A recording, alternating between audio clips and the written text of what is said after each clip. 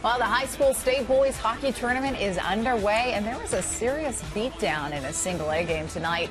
St. Thomas Academy is favored to win the tournament. They beat their St. Cloud Apollo opponent by 12 goals. Next year, St. Thomas Academy is going to move up and compete against the biggest schools in the state. But do private schools have an advantage in Minnesota high school sports? Good question. Jason DeRusha took a look at this. Jason, I know it's a tough question to answer, and I know a lot of people are talking about it after tonight. No question. So many people were asking this at Xcel Energy Center tonight, on Twitter, on Facebook. Different sports have different results, of course. In football and basketball, there are pockets of private school domination, but overall the public schools rule. In boys hockey, though, you cannot deny the power of the private schools. It is an unmatched atmosphere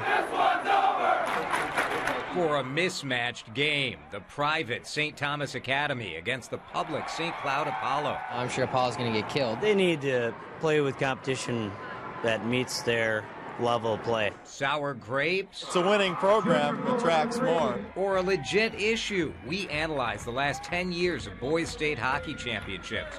In the smaller 1A level, 70% of the champs were private schools, even though they make up just 10% of the total team. I just think it's unfair. In the bigger school 2A, private school teams won 4 of the last 10, when they make up just 7% of 2A teams. We have been debating this for as long as I can remember. WCCO's Mike Max has been covering high school sports for decades. I think it's a pretty level playing field right now.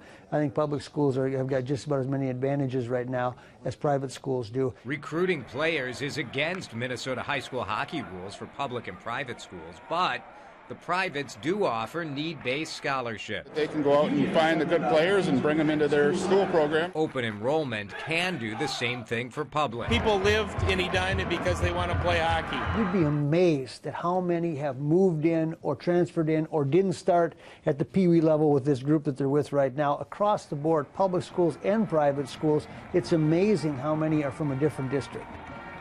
So many solutions being tossed around. Some think that all private schools should play in Class 2A. The reality is almost every private school with a hockey team in Class A has a pretty good hockey team. Others want to see a special private school league. Many states do that. Minnesota used to do that at one point as well. Well, you got people talking tonight, no doubt about that.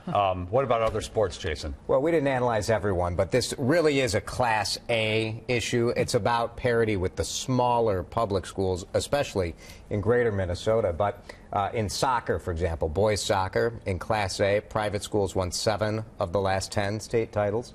And in girls soccer, I think it was 4 of 10. And tennis is another sport we see the private school advantage. They do well there. Yeah, They do. Those numbers are interesting. Thanks so much, Jason. If you have a good question for Jason, easy to get to him. Just go to WCCO.com/links.